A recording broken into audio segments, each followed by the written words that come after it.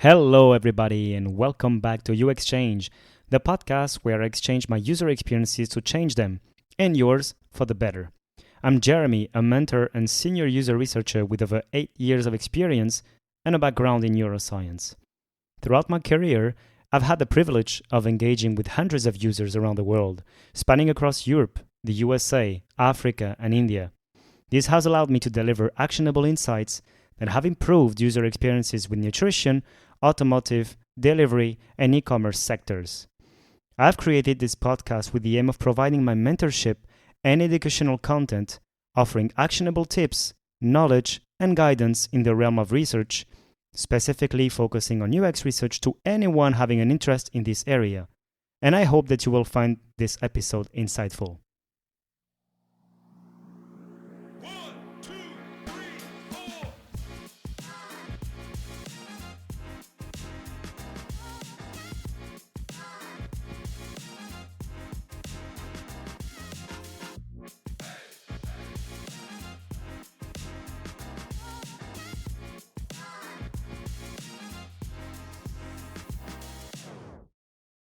Hey everyone.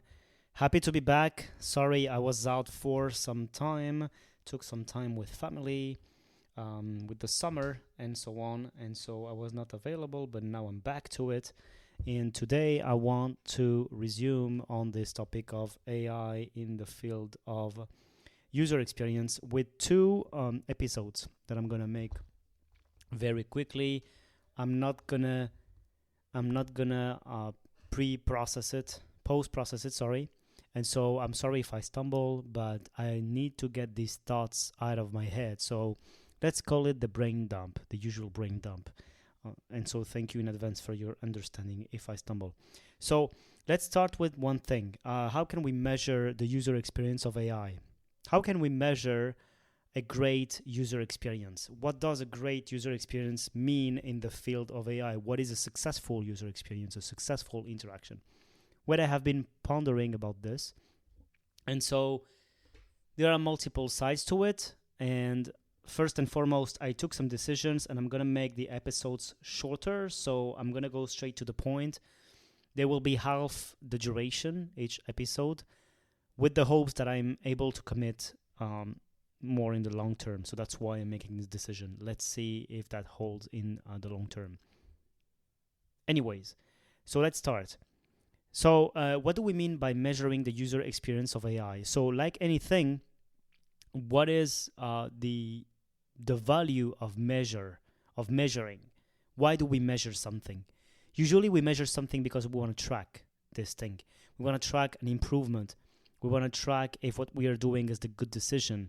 And so the measurement aspect is inherent to a more global aspect, which is about improvement and about experiment. I don't know if you read the book Lean Startup. I really love it.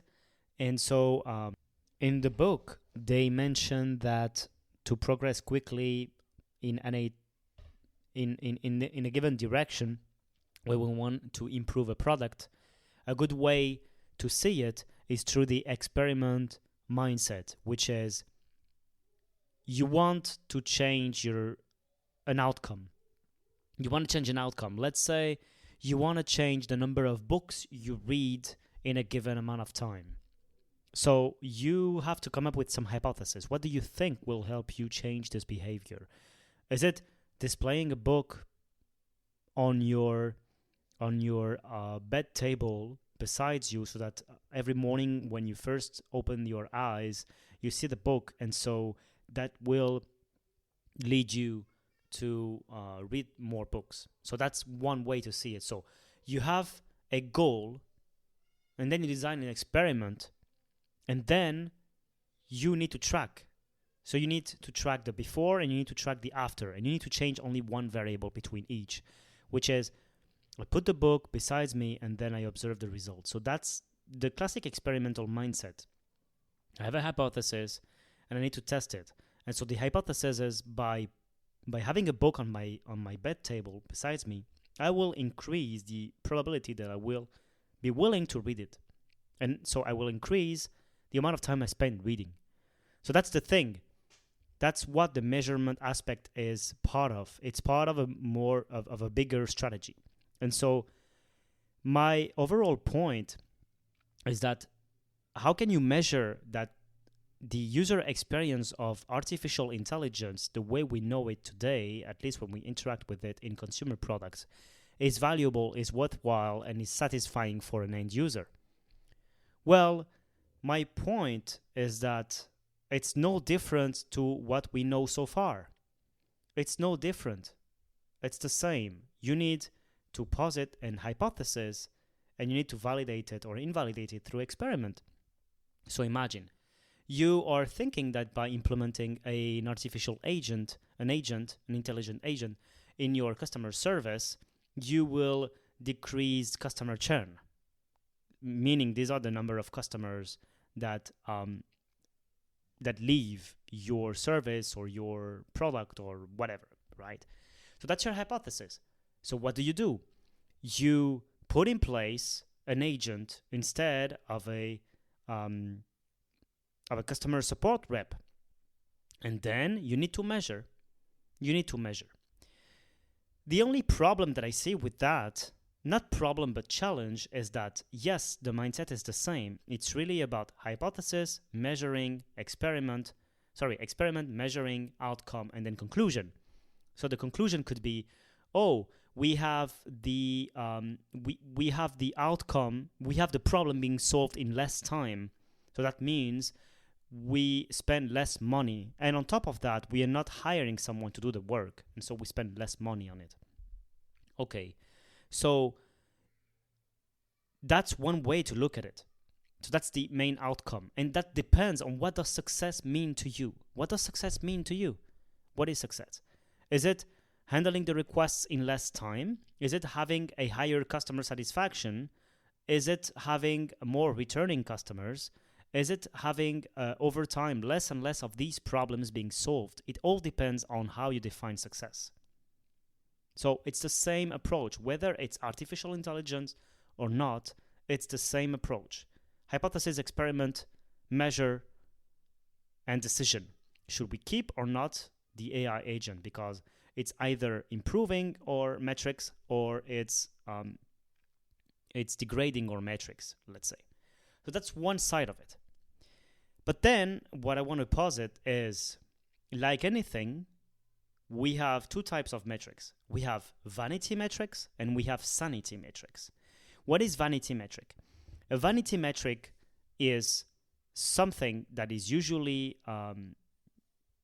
used when you want to showcase or share to someone the value of what you're presenting. Imagine you have a startup and your main task is optimizing, let's say, the number of conversion in e-commerce websites. So it's an agency and you optimize the conversion on e-commerce websites. And so you help them achieve more conversion, meaning more people add to the cart, more people buy. Imagine. Okay, so there are a trillion ways you can do that, right? But you can do it, for instance, with dark patterns. So you could imagine highly recommend at the moment when you add a product to the cart, what we call an upsell. So you add a product, you bundle it, and you say, look, these two work together, and so on and so forth. So there are multiple ways to do it, right? And you could add it automatically. Imagine you could add it automatically. You could say, oh yeah, we see that our customers tend to buy them together. But if there is no way to disable it, it's normal that they are bought together more frequently. Or you could say, oh, very few of our customers left the subscription plan this month compared to last month. Yes, if you implemented a way that it's hidden, that makes it very difficult for them to leave, it will not help your reputation. Meaning, the vanity metric is what you have at the surface. Usually, it's not always the case, but it's usually what you have at the surface. And it's what, like the name implies, it's vanity. It's like, normally it's, let's say, the top metric that is used to qualify the value of your service, company, or product. So usually it's conversions, it's customer lifetime value, and so on and so forth, right? But these are vanity. But below that are a set of processes that happen for your ultimate outcome to happen before that. So for a customer to purchase something, to add it to the cart, and to finally purchase it, there are maybe 20 actions they have to take. And in each of those actions, they are thinking, they are feeling, they are understanding or not. And so all of that is also super duper important. So what I'm about to say is that you have vanity and you have sanity, and the sanity metrics is all the rest. Because if you only care about, let's say, the end of the funnel, something could be wrong before that, and you could not be aware of that, right? And so you need to have the complete picture. Let me make an example. So if you have a product, right? Imagine you have let's say a spreadsheet or whatever kind of office software that allows you to do your tasks, right? Imagine you have a CRM, let's say. You have a CRM, so it's customer relationship management, and you it's a place where you put all your leads, and you have an indicator of how let's say how important is the lead to you, right? So you have this kind of software or flow, and then you think that adding AI to that would significantly improve your workflow. So instead of having to qualify the leads yourself, you would use an AI agent to do that. So instead of you going through each lead, person A, oh, this person is 20, this person is 50. Well, you use an AI agent who does it for you. Okay. So that could be one way. And you could think the overall outcome, I saved some time to do it. But then, am I trusting it? So that's one aspect. Am I trusting it? What is the cost of a mistake? Because it will make mistakes. It's like if you hired someone to do the job, so it will make mistakes. Do I want to relinquish control to it? And so on and so forth. So there are multiple aspects to it that you need to have in mind. Or imagine you're a finance executive and you have a software which helps you with your finances. And you call an agency to implement some AI, or let's say the software agency themselves implements some AI in the software, but they put it kind of everywhere. Imagine. And so you could say the vanity metric, which is the adoption rate, so the rate of use of your feature, could indicate that it's more and more used. But in the end, what is happening in the background? It's used more and more, but is that really what matters? My point is, when it's being used, what do they think about this?